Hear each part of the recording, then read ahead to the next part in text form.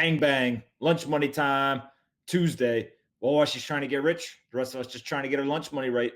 I'm here with the beautiful, intelligent Polina Marinova, Pompliano, P-I-M-P, pimp in the house. What kind of shirt? Is this a 101 Dalmatian shirt? No, those are little crosses or like stars. X's. X's. Xing me out of the picture.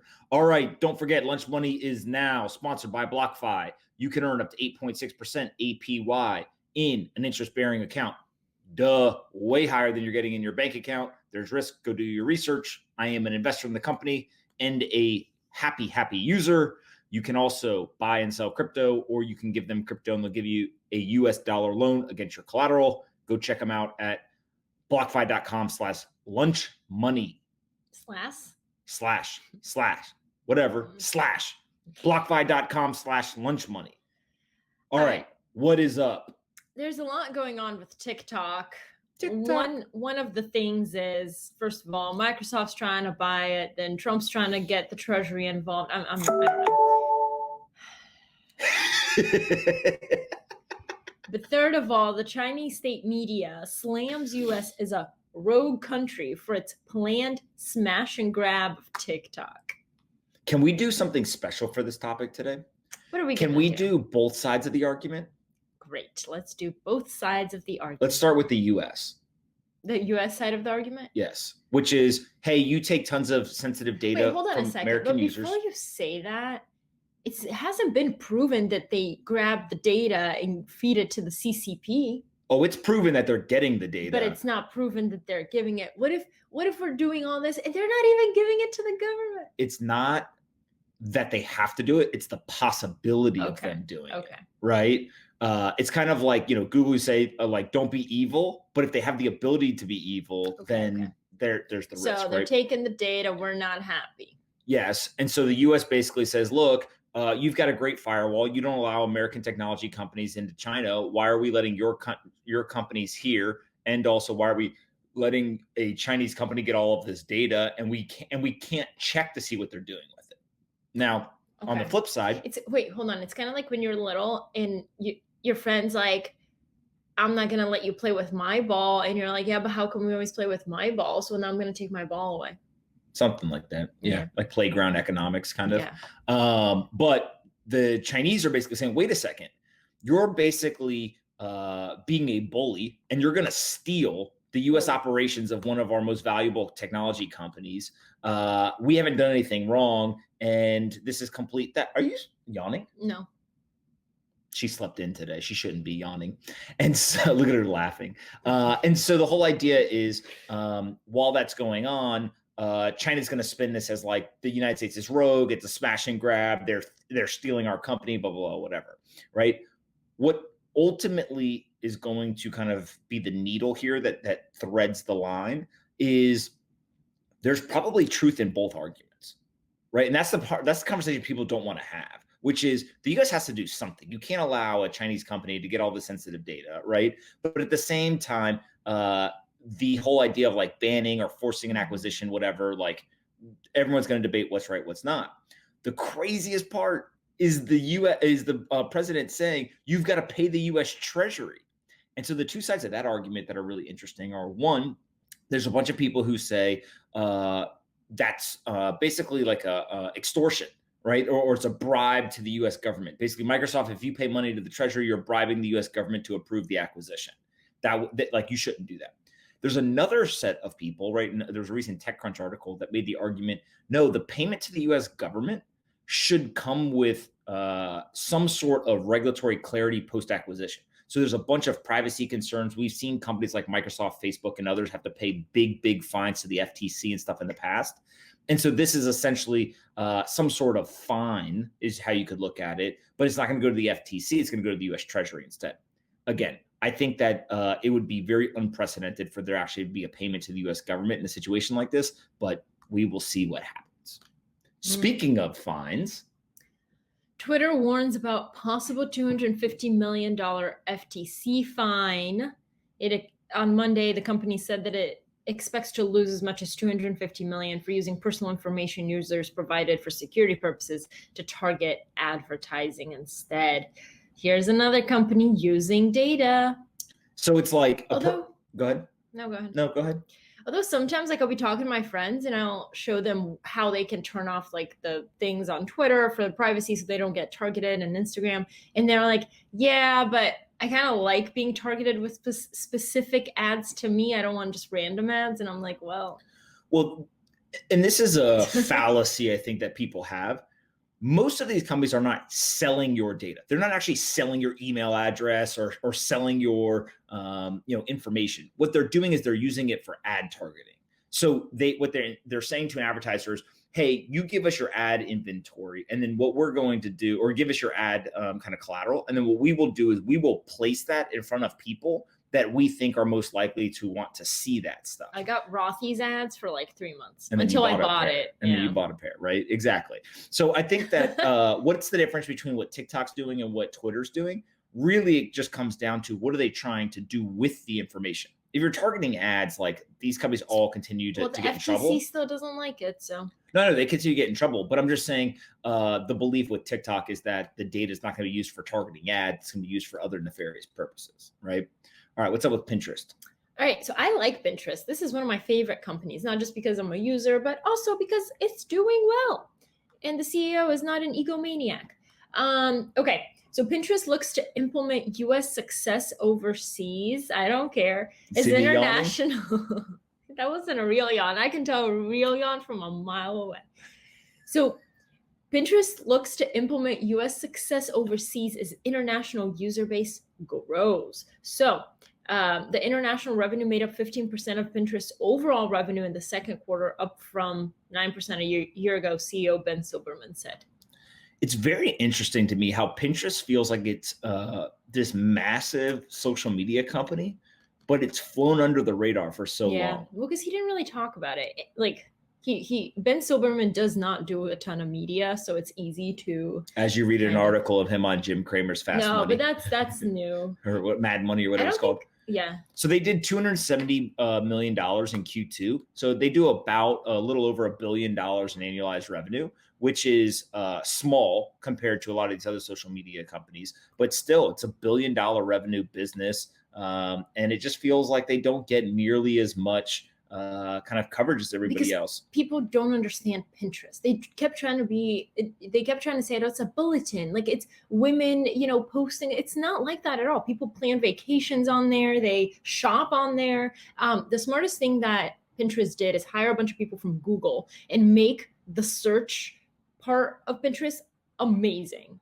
Absolutely amazing. So they have 416 million monthly active users worldwide, which is a 39% increase year over year, which is incredible. You're talking about a business that literally has 400 million users and does $1 billion in revenue. So the two things are like, one, why do you make so little money with you have 400 million monthly active users? Maybe that's why no one's talking about you. And then two is 400 million monthly active users is a massive, massive number. All right, let's get into the big one today, the reporters. What's up with them? Yet another reporter is leaving her job over concerns of poor ethics and bad process and just overall divisiveness. Her name is Ariana Peccary. And so the context here, and then I'm going to let Polina go on a monologue. No, I'm not. Is there's been a number of high-profile resignations from various publications or media companies. So you had Bari Weiss leave the New York Times, you had Andrew Sullivan leave the New Yorker, and now you have this woman leave MSNBC. And each one of those three people, and there's been others, but those three are the ones that stick out in my head, have chose to leave, not quietly, but instead write pretty scathing resignation letters that they published publicly to raise the kind of the warning flag on one specific issue, which is the pursuit of truth around what journalism was built on has fallen to the wayside in favor of clicks and views and ratings and consensus. So it's basically there's taboo subjects now that you can't talk about, even if they're true, because it goes against the consensus. Advertisers want a specific narrative. Like all of these people are colluding for something. So what do you think? You've worked in a real newsroom. You were a real journalist. I've also worked at a cable news network we all know as CNN. All right. Hold on. I just want to say that the woman, she wrote, my colleagues are very smart people with good intentions. The problem is the job itself. It forces skilled journalists to make bad decisions on a daily basis. So what's your take? My take is that I get it. Do you agree? With what? What she's saying? Absolutely. No, I think that there's going to be kind of like a reckoning at some point. There's a lot of media organizations who prioritize clicks, page views, and ratings. Sorry for whoever watches CNN and Fox. In MSNBC, I do not consider cable news networks journalism. That is not journalism. That is pure entertainment. And she even says, she said, a very capable senior producer once said, our viewers don't really consider us the news. They come to us for comfort. If you watch MSNBC, you're watching them for us because you have a specific political viewpoint. If you're watching Fox, same thing. I hate that stuff. I don't like people telling me something I already think, and I don't like people yelling at me about why I'm wrong. I like to find news and facts and real stuff. What do you think the solution is? Read the Associated Press and Reuters. Sorry. But are they not biased as well? No, they're wire services. They're very much like, here are the facts, and they feed it to CNN and whatever, and they take it and they run with it. Okay. And then I guess as part of that, what about with like video?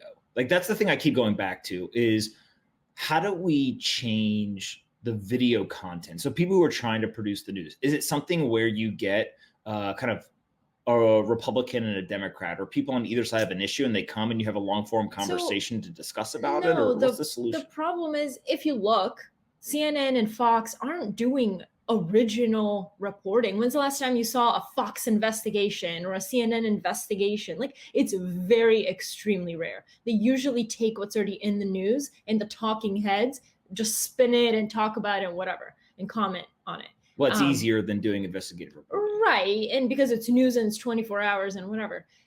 I think the days of, I'm going to sit down, I'm going to write an article, I'm not just going to aggregate it from another news source or a blog. I'm going to start with experts and market participants and people who are in the industry to tell me what they think. And I'm going to do an array of voices and then present the facts as I see it, and the reader can make an informed decision for themselves. That's not happening at all anymore. It's just more and more, I think a lot of organizations, because they're prioritizing clicks and ratings, are working to make us more divisive. And I love what she says. She's like, the news is blaming the people. Oh, they're uneducated. They're the problem. They're not doing this. And it's like, no, you're the problem. Like, stop blaming the people. You're not informing them how you should be. So facts, big facts right there, coming straight from Polina. The other thing is I wrote yesterday about the difference between journalists, bloggers, and market participants.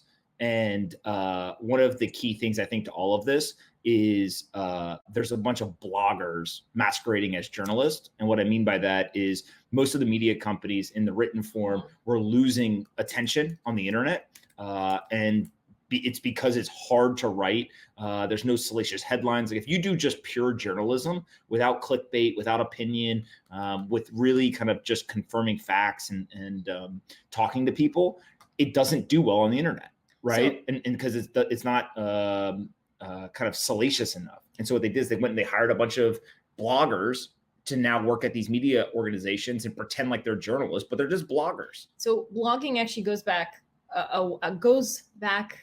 a little while ago. If you guys read the book by Ryan Holiday, it's called Trust Me, I'm Lying, Confessions of a Media Manipulator. Ryan Holiday actually used to be a media strategist for these clients, like including authors, American apparel companies, whatever. So what he would do is he would plant stories because he knew that a lot of big news organizations were desperate for stories. So he would plant stories in blogs. And then the reporter would read the blog and be like, oh my God, here's what I found out about American apparel. And he would basically manipulate the whole process. It's a fascinating and infuriating book, but it's worth reading. Watch what you read. You know what you should be reading? The profile. Read Profile. theprofile.com. Improve your content diet today. All right, what's up with Virgin Galactic? Oh, really? Oh, yeah. Virgin Galactic. She shook because I just gave her a plug right there. Read theprofile.com. Virgin Galactic supersonic jet would go from NYC to London in 2 hours, shattering Concorde record. First of all, I feel like we talk about this all the time and it just never happens. Like supersonic jets. Okay, well that's great. Okay, can you stop? But supersonic. But like, when is this gonna happen? It's never gonna happen. We just keep talking about the company. it. Well, read what does it say that when it's gonna happen? Read it. It doesn't say. Well, what does it say? It doesn't say when it's going to happen? It literally does not. They announced their partnership with Rolls-Royce. How about that? You're going to be rolling in a Rolls-Royce supersonic jet. To develop a supersonic jet. Like, do you know how long that takes? Come on, Richard. Be capable of carrying between 9 and 19 passengers, and it would cruise at an altitude of 60,000 feet. All I want to know is who's the first rapper that gets the Rolls-Royce supersonic jet in the video. That's why they're building that plane. It's not to take anybody anywhere. It's just to put it in the music video. Let me flex on you real quick. I interviewed Richard Branson once. Okay, next. Who's that? Kidding. All right. Lastly, positive news time. He found this one. I love this story. A 10-year-old mini Monet fetches tens of thousands for her paintings and donates all the money. I have a lot of faith in the next generation. So she's a 10-year-old in England, and she paints these, quote, stunning floral landscape paintings. They are stunning and they are floral. And they sell for up to 10,000 euro. And she literally takes all the proceeds and she donates it. Yeah. And the photos are cool. I mean, I'm not a art critiquer, but for a young kid, they're really damn so impressive. Good. And when she sells them, she literally, there's one of the paintings right there. So she does things like that. And she literally turns around and she donates all the money. Research and all that stuff. Like, wow. I wish that the adults acted like the kids. Do you think that her parents are making her donate the money? No. I actually think that kids are usually more selfless than adults, of course. Agree. Like, what bills does she have? She ain't got no bills. I agree. But 10-year-olds, all she's worried about is can I watch TV for an extra 30 minutes before bedtime? She started painting 4 years ago when 2 of her grandparents were diagnosed with cancer, and she painted a picture to cheer them up. So then she started to be displayed at a local gallery and auction. They're auctioned for cancer charities. I think that's awesome. Yeah. By the way, if I was 10 and I had $10,000, I've been popping. I've been the richest kid on the playground. Y'all gonna see me come up in a big wheel. I'm gonna have all the basketballs, fly new shoes. Might even bring everyone McDonald's. I would be the king of the playground. I'm trying so hard not to cry right now because stories like that get me, and he knows it. But I'm not. You're gonna cry because a girl's painting and donating the money? All right, what's your joke? We have 2 minutes. What do you call a sad cup of coffee? Polina. Why'd you laugh? See how funny I am? A sad cup of coffee. I'm gonna call it milky. What is it? A depresso. You don't get it because you call it an espresso. It's espresso, but this is depresso. Are you making fun of the way that I talk? Yes. Literally, the people in the comments are like, it's not egg specially, it's especially. Hey, people in the comments. It's not espresso, it's espresso. When you get your own YouTube show, you can talk however you want. I like how I talk, all right? What is it? Oh, also, whoever... What is it? Depresso? No. How do you say the word? Especially. Especially? What do I say? Especially? Yeah, you say egg for a lot. Yeah, just because I'm hungry and I'm thinking about food, you know? I'd be like, hey, let me get some egg specially. Also, to the commenter who said that I need some sun, you'll be looking like Casper if you were in New York City for 5 months straight. Come at me. I have more of a tan than you. All right, guys, that's it for Lunch Money today. Well, us just trying to get rich. The rest of us just trying to get our lunch money right. We appreciate you guys watching every single day, learning. That's all this world is about. It's just learning. I have to sneeze. We're all gonna die one day. So learn here while you're here. God. See ya. Okay, bye. Bang, bang. Hope you guys enjoyed this episode of Lunch Money as much as we did. And don't forget, Lunch Money is now sponsored by BlockFi, so go check them out. There's a link in the description that you can click on. I'm an investor, a user, and a huge fan. What? You're a bigger fan of BlockFi than you are of me? BlockFi is my second favorite thing in the world behind Polina. They've got 3 products. They can give you a US dollar loan. You can earn up to 8.6% interest on an interest-bearing account, or you can buy and sell cryptocurrencies on their crypto exchange. I personally use the interest-bearing account. There's not very many places where you'll find up to 8.6% interest on a deposit in an interest-bearing account. Go do your own research. There's risk associated, but 8.6% is pretty compelling. So click on the link in the description. Say thanks to the folks at BlockFi. Subscribe to our channel. Like the video. Annoy Polina in the comments. And we'll see you guys tomorrow. And be kind to your friends.